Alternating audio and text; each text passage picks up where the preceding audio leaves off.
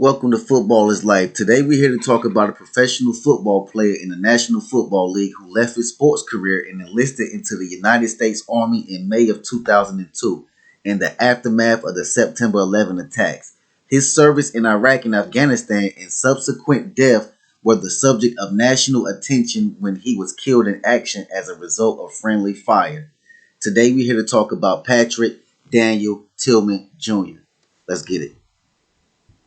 Tillman was born on November 6, 1976 in Fremont, California, the son of Mary Spalding and Patrick Kevin Tillman. The oldest of three sons with Kevin and Richard and other two, Tillman played competitive football. He went to Bret Hart Middle School and helped lead Leland High School to the Central Coast Division I football championship. Tillman did not always play football. In his freshman year of high school, he was a catcher for his baseball team, but did not make the varsity team. In his sophomore year, he decided to concentrate on football. Tillman then went to Arizona State University on a football scholarship. And that's crazy, man. A lot of people in life, they don't be playing sports. They do other things, and then all of a sudden, sports actually come back into your life. It's just like, Michael Jordan didn't make his varsity team in basketball when he was younger. Pat Tillman didn't make the varsity team. So, don't let that stray you away from your career, what you want to do. Just because you don't make the team the first time doesn't mean you're not going to be able to still do that in life later on. Tillman was very close to his family and friends in high school. He repeatedly mentioned in his personal journals during wartime service that he drew strength from the deeply valued his closest friendships, parents, wife, and family. Tillman was very committed to his high school sweetheart, whom he married just prior to enlistment in the Army Rangers, Marie Tillman. He was also very close with his brother, Kevin Tillman, who enlisted with and served alongside him in the armed forces. That's crazy. He actually married his high school sweetheart. You know what I mean? Like, they probably had a relationship for years and years and years. So I know that, after what happened to him actually devastated her in a crazy, crazy way. When you think of safeties in the NFL, you think of Richard Seymour, Troy Polamalu, Ronnie Lott, and Pat Tillman was right there in the group alongside of those guys. This guy would lay the boom down on anybody coming across the middle of the field. Tillman started his college career as a linebacker for Arizona State University in 1994 when he secured the last remaining scholarship for the team. Tillman excelled as a linebacker at Arizona State despite being relatively small for the position at 5'11", 180 pounds. He barely made the team on the last scholarship. He got the last scholarship that was available. So sometimes destiny is going to follow you wherever you go. Sometimes you got to take the first step and then the other step will be taken for you. So it's like he took that first step and he got that last scholarship. That was big. As a junior, he helped his team go undefeated that season, as well as helping them make it to the Rose Bowl that year.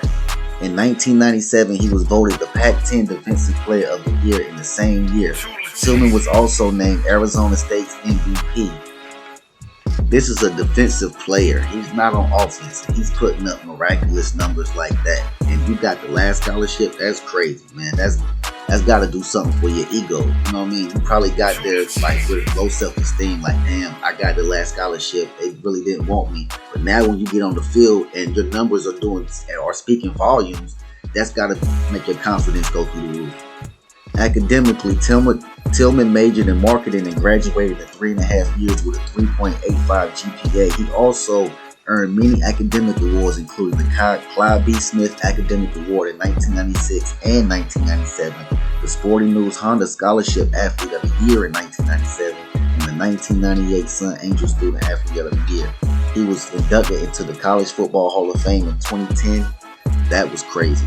So now you have a pretty good, solid college career, and then now your time is to move on to the next level, which is the NFL.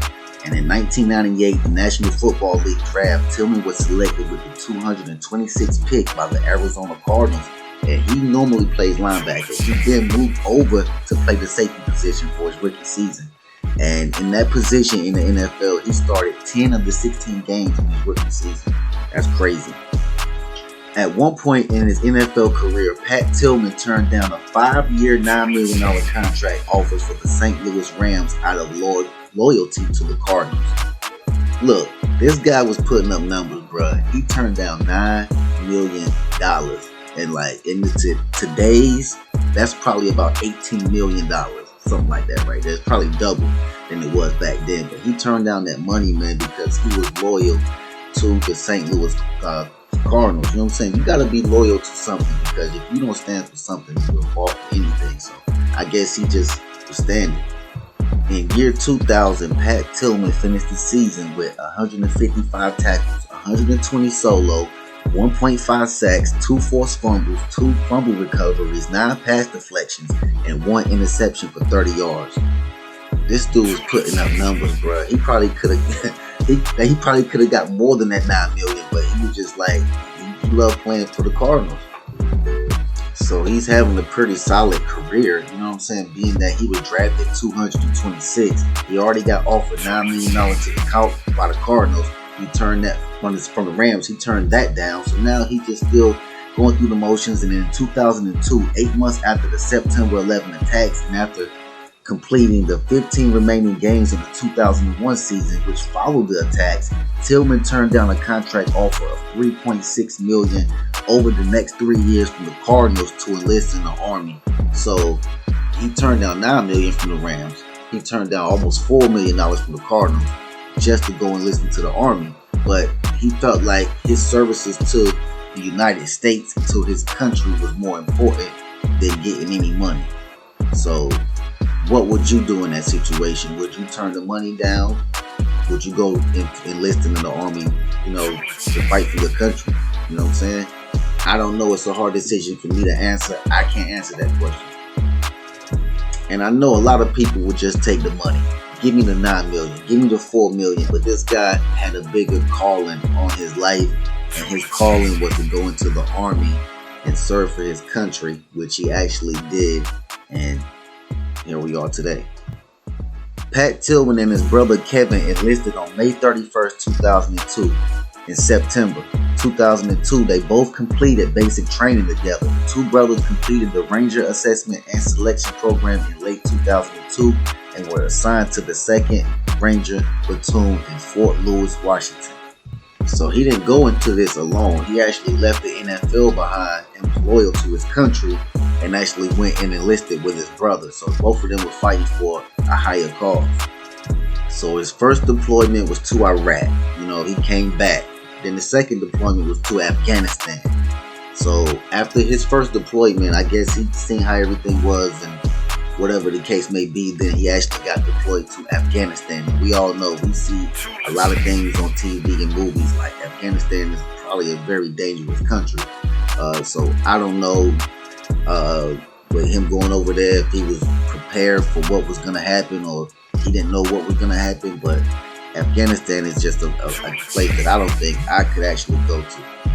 The Army initially claimed that Tillman and his unit were attacking an apparent ambush on the roadside of the village of Surpa, about 25 miles southwest of Khost, near the Pakistan border. It was not until after his burial that the investigations by the Department of Defense and the U.S. Congress were launched, and eventually ruling his death having come by friendly fire.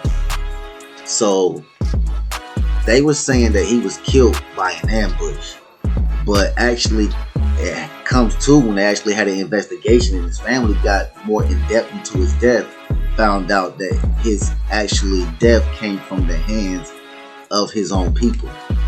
Friendly fire. That is crazy. Tillman was an atheist.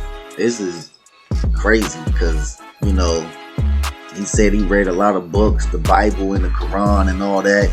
And even at his funeral, his brother asserted that, just make no mistake, he want me to say this, he's not with God. He's fucking dead. He's not religious. That is crazy. So everybody has a free will. A lot of people in this world are atheists. A lot of people don't believe in God. A lot of people don't believe in Jesus or whatever the case may be. But that's their choice. That's why he had a choice to turn down a $9 million. That's why he had a choice to turn down a $3.6 million. and actually enlist into the Army. So everybody has choices. He made his choice, and one of his choices is not to believe in God. He was atheist. With all that being said, man, he actually had a good career and a good life. He held a lot of things down, from college to the NFL to the American War. Pat Tillman is a hero. He was a great football player, a great guy. I'm pretty sure he was a very loyal guy.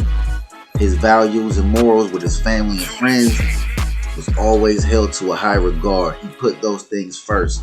And those are the things you have to put first in life, because nobody is promised tomorrow. You have to love them today, because you never know if they might die tomorrow. And with all that being said, this is Football is Life. Hit that subscribe button. Till next time, we out.